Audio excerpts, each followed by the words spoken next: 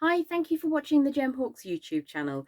Today I'd like to revisit a design which we investigated a couple of months ago, which was the tree on a cabochon, and this is the knotted skeleton tree. And this uses a hoop frame on the back of the cabochon, and then you have a single tree on the front. Today I'd like to show you something different, which is a dual-faced design if you want it to be. Now, some cabochons are a little bit more delicate than others, some gemstones are a little bit more delicate than others, so I've developed this design to have a frame that encircles the entirety of the gemstone cabochon. We're going to add beads onto the front, and then a skeleton tree on the back. So just something a little bit different to what we have done before, and I'll also show you a different bale at the top as well. So without further ado, if you'd like to pop down to the board with me, I'll show you how we can create this today. So today I've got two pieces of gemstone that I'm working with. The example here is azurite chrysocolla. This piece comes from Australia. It's a really unusual and beautiful gemstone, and that's got some faceted carnelian over the face, and then the flat back to the cabochon there with the skeleton tree on the rear of the design. Theoretically, you can wear that in either direction because the finish is such that it is possible to do so. So that's our reference piece. The gemstone that I'm going to work with now is some beautiful iolite with sunstone inclusions. Now, I wasn't 100% sure whether or not the orange of carnelian went with it, but I like carnelian at the moment. It's on my mind a lot. So that is the gemstone we're going to work with. Now, in terms of materials, there are only 2 gauges of wire. We're going to be using 16 gauge, 1.25 gauge wire for the framework. I have a piece here which is about 14 inches long. We're also going to be using some 0.4mm gauge, which I have a reel of just to one side, for both creating the bale and for making the branches of the trees, and the trunk obviously as well. So if I just pop things over to the side there, the first thing that we're going to do is warm through our 14 inches or so of 1.25mm or 16 gauge wire. This is raw copper and it's around about 14 inches or so of material. So we're getting that lovely and hot. I'm just going to create a basic frame around the shape of the cabochon to begin with. If you want a much simpler bale, then you don't need quite as much. If you're working with a larger cabochon, then you'll need to up that ever so slightly. So using my bent chain nose pliers, we're just going to turn some 12 o'clocks at the top there. You will obviously take a little bit more time to make this absolutely perfect. Where they meet at the top, you're just going to turn these ends up exactly the same way as I start most of my pendant tutorials. So the more you practice this, really the key is warming that wire first, and the smoother and warmer the wire is, the more fluid it can be to conform to the cabochon that you're working with. And getting those uprights centralised is really key to a balanced finished design. So as I say, you would probably take a little bit more time to make sure that those are absolutely perfect. And once you have decided that that fits, obviously that's a little bit loose on the one side, so I'll just take a moment to reassess that. I have a part finished piece which we're going to work with in a moment. So just make sure that you've got a little bit of space around the edge of your cabochon and that you've centralised your uprights. You would then work from your reel of 0.4 or 26 gauge wire, and you would start off with your figure of 8 or basic basket weave. Now I'm going to use a little tail there just to get a good hold, and as long as you're weaving the same number of weaves, same number of circles on both sides, it doesn't really matter the number. So I'm just going to scooch that all the way around and just make sure that that tail is tucked away neatly. Give that a squeeze. That looks to be 6 circles. So over the top, down the centre, and then we would go around underneath the second upright and draw that together. So what I'm going to do is just circle around once and make sure that my cabochon fits in. You do need a little bit of airspace around the outside, so that would be a good size. And then all you would do is continue for maybe 2 to 2.5 inches along that bale until that is all filled up with super neat basket weaving. So I'm just going to do one more curve there before we come down the centre, and then underneath this side all the way around, and you continue on in the same fashion. Just find my cutters and trim that away for now, and I'll show you what that will look like once it is full. So you would want to end up with something very much like this. So once you've got a good couple of inches, that's around about 2 inches of weaving there, that's plenty to create an oversized bale at the top. So I'm just going to pop this back out of the way. The next thing you're going to need to do is work out how bushy you want your tree to be. Now this one's got 1, 2, 3, 4, 5, 6, 7, 8, 9, 10 branches. The piece I'm going to demonstrate with in a moment has 14. So you're going to need to decide just how much of a tree you want over the face of your gem. If you have a particularly beautiful gem, you might like to use fewer so that you can see more of the gemstone itself. However, you will need to have enough to ensure that your gem isn't going to escape.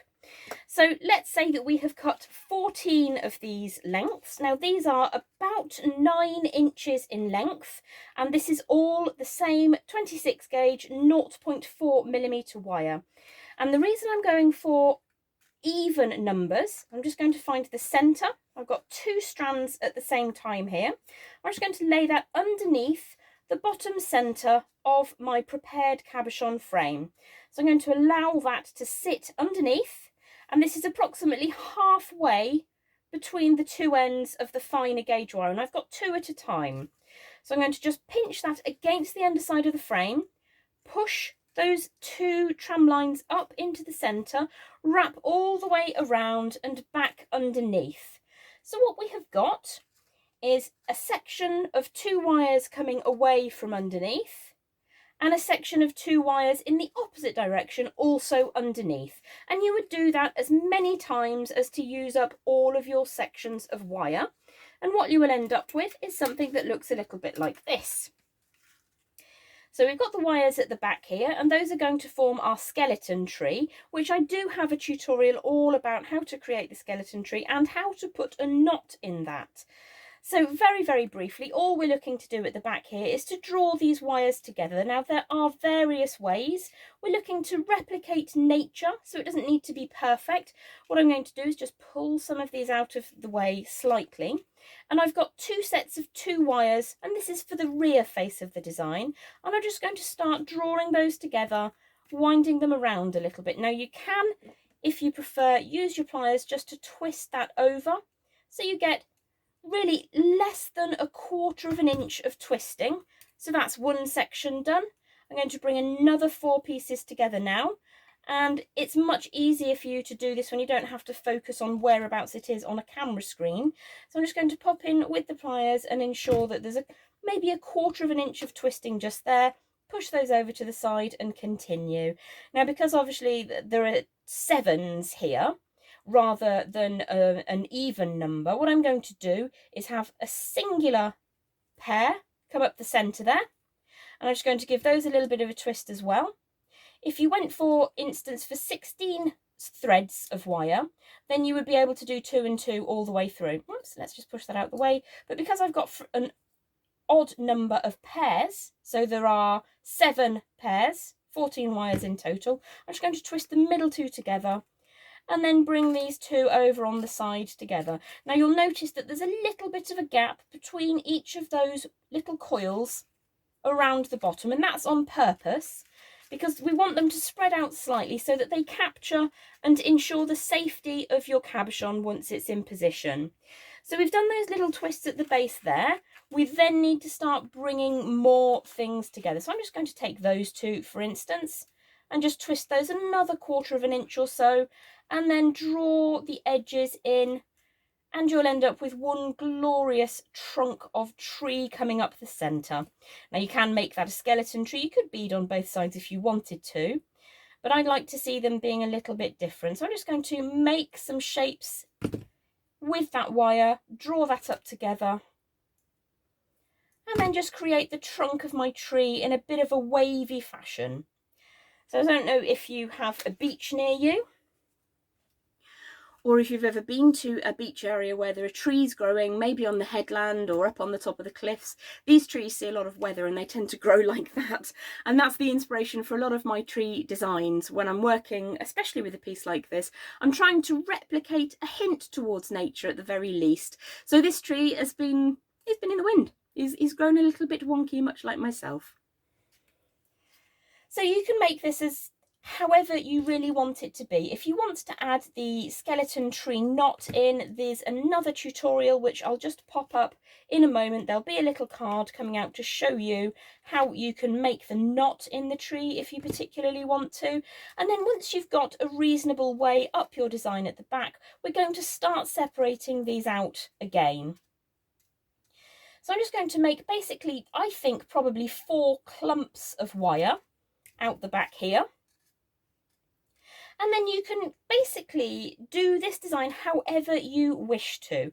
I think I'll start with 3 on this side, twist those a little bit so that they come out to the side a little bit more.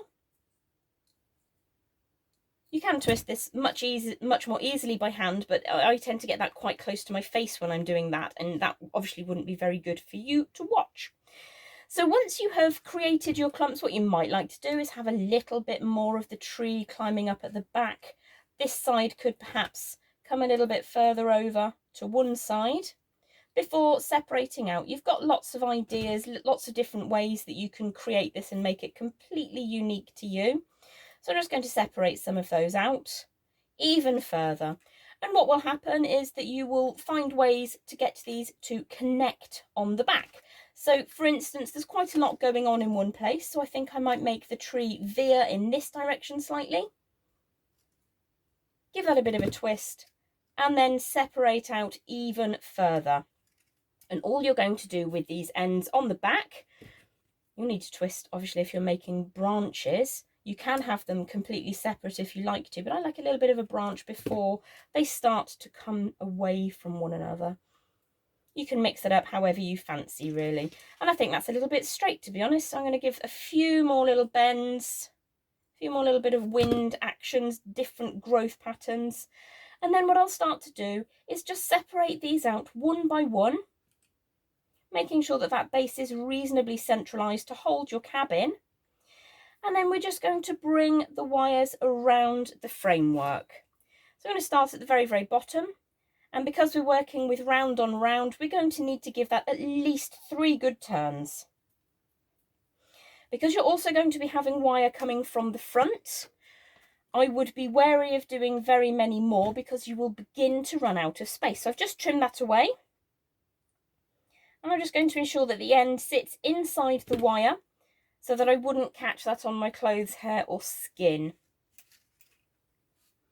So this next section is just going to be a lot of repetition. So what I'm going to do is I'll get on with that, and then you can join me back in a second when more of that has been completed.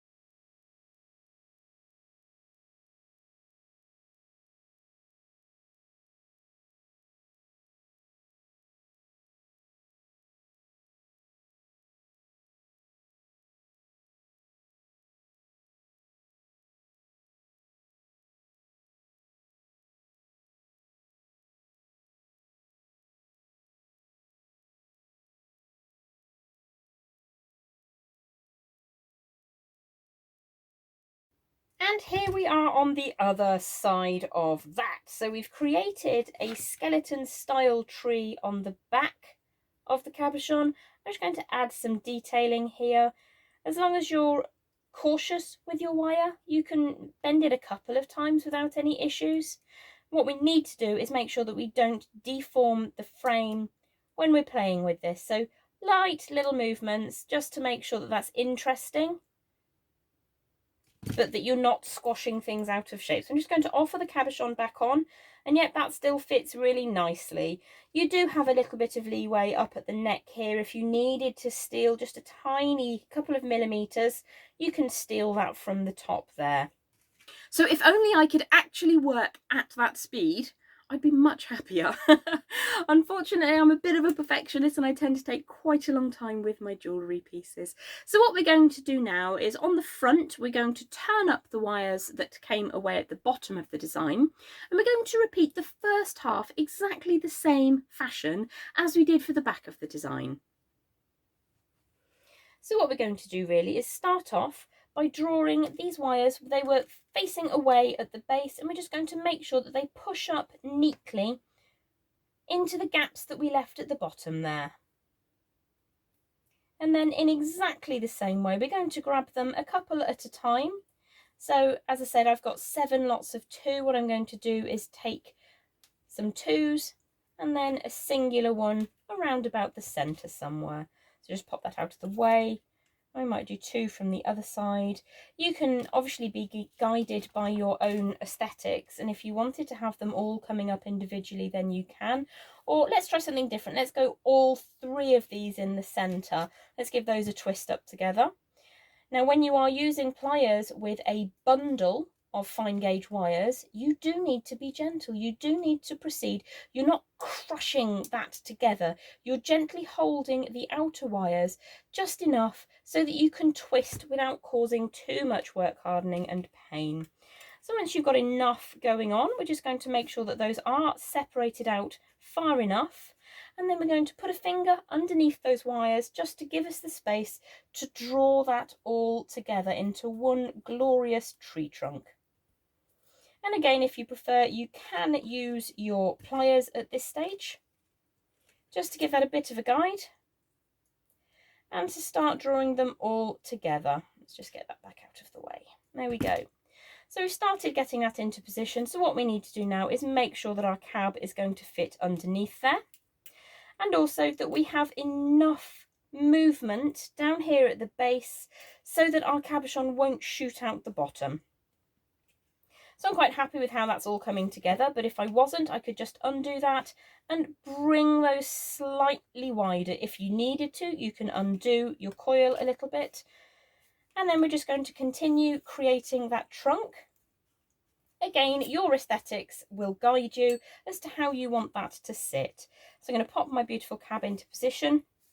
And I think I want my tree to start bushing out now, but I will just put a little bit of a bend in that trunk. So I'll go this way first, then that way, and then that way again, just to have a little bit of interest and a nod towards nature. So I think I might do something a little bit different on this one and make it a little bit like a bonsai. So they tend to have a slightly different, because they're kind of modulated by wires and things as they're growing. I might have quite an early offshoot down on the right hand side. So I'm going to give that a bit of a scooch around there, but I'm not actually turning for very long. I'm just getting a little short bit of branch going, maybe 1/4 of an inch or so. And then I'm going to continue with my tree up towards the top of the pendant. So another couple of twists. This is quite thick, which I like. That's one of the reasons I liked to add more wires. So that again is going to split off to the other side. So I'm going to just take a couple of wires over here, pull them away to one side, and then continue up the centerpiece, back, sort of weaving from side to side. You can have as much fun with this as you want, and you can make it really quite artistic. So I quite like how that's looking. I might just leave it as a bit like that actually, and then start these bushing out separately. Now the technique is actually very similar to the one that we applied on the back, but all we're going to do is chuck some beads on. Now I am going to use those faceted carnelians because I'm really in a very carnelian mood at the moment.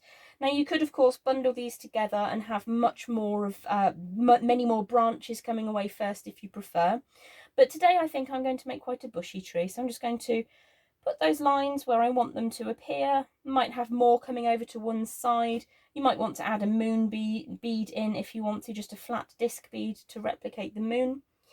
But all we would do is we would bring in our beads, and I'm just going to show you this once or twice.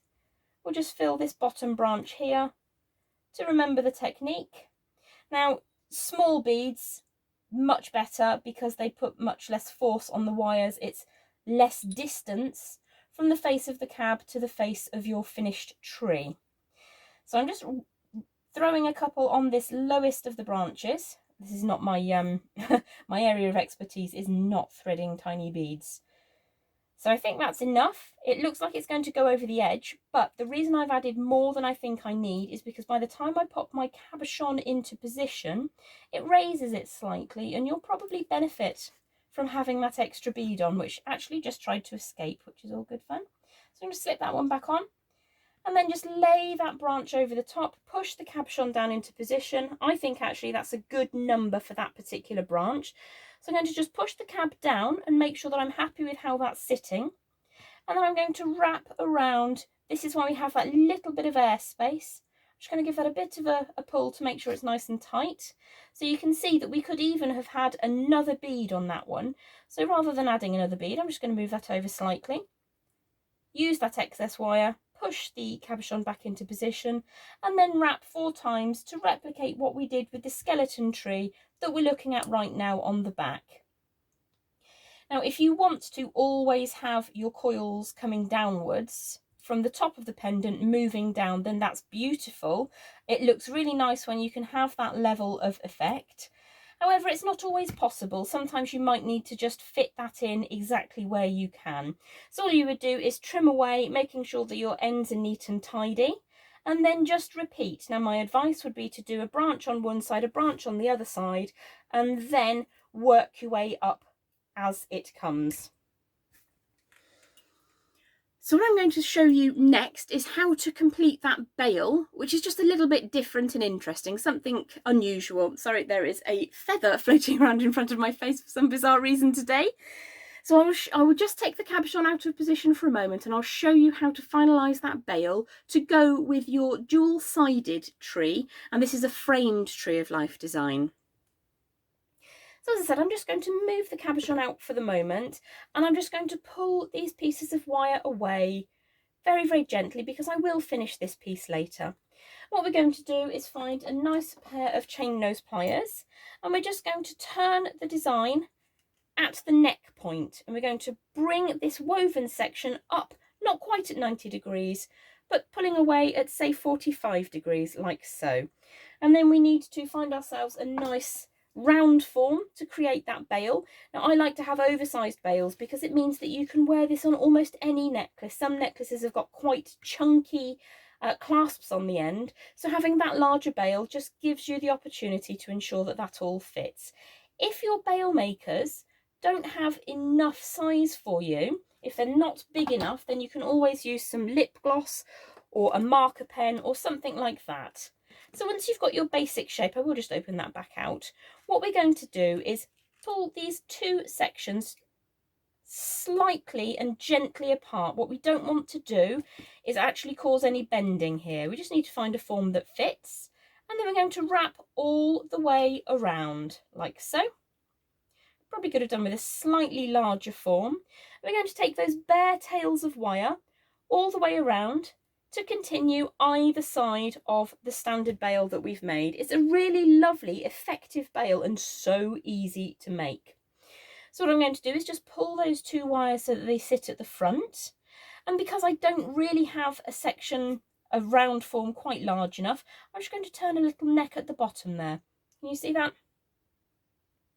Whilst this is on the form, what I'm going to do, I've got 2 tails to work with. One's a little bit shorter, so that's the one I'm going to work with first. I'm going to take that around the neck section, and I'm going to get that to cross over once, and I'll probably finish that on the back if I can get that to sit in really neatly. If I think I can get another turn out of it, I'll probably take it again, because all we're doing here really is adding strength, and that's no bad thing when you're making jewellery, to make jewellery that is going to last and stand the test of time. And just every time you wear it, there is always going to be stresses on your jewellery, so making it worthwhile of all the hours that you put into it. Just give that a bit of a squeeze. The tail is ended at the back really neatly, so that's all well and good. So the second side, we're going to wrap around over the top, and we'll probably go for a singular wrap. And then you have the choice at this stage as to whether you want to put one of these ever handy coils on the front, or if you want a more neat finish, just chase that all the way around until that sits at the back also.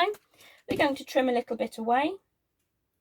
That's around about centre point on the back of the neck section. And then I'm just going to push that so that it sits neatly inside the design.